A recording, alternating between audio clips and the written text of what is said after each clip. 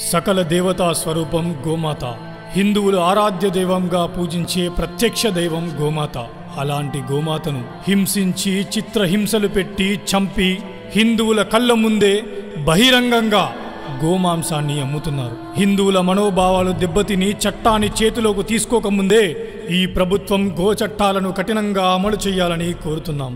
మొఘళ్ళు, నిజాములు, రజాకారులు, బ్రిటిషులు మోసం చేసి మన భారతదేశాన్ని చెరపట్టి మతం మారతారా చస్తారా అని అడిగితే మా కంఠంలో ప్రాణం ఉన్నంత వరకు మతం మారే సమస్యే లేదన్న హైందవ సనాతన ధర్మాన్ని పాటించే సోదరులను చిత్రహింసలు పెట్టారు. వేదాలు చదువుకున్న వారి చేత ఎన్నో చేయకూడని పనులు చేపించారు. ఆరాధ్య దైవంగా పూజించే గోమాతను కూడా కోపించారు. అప్పుడు ఆ దుర్మార్గులు చేసిన దుర్మార్గపు చర్య వల్ల ఇప్పటికీ అంటరానితనం అనే పేరిట అన్నదమ్ములమైన మనం విడిపోయి కొట్లాడుకుంటున్నాం. ఇక కోల్పోయింది చాలు, వెనకబడింది చాలు.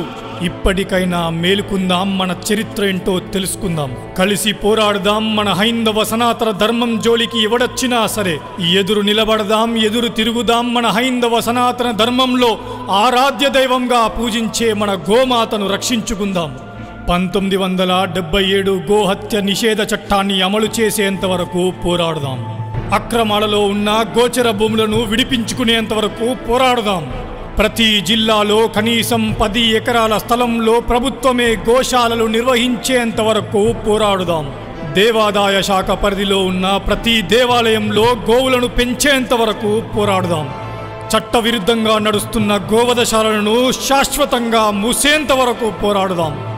సకల దేవతా స్వరూపమైన గోమాతను, హిందువులు ఆరాధ్య దైవంగా పూజించే గోమాతను జాతీయ ప్రాణిగా ప్రకటించేంత వరకు పోరాడుదాం. జై గోమాత, జై జై గోమాత, భారత్ మాతా కీ జై.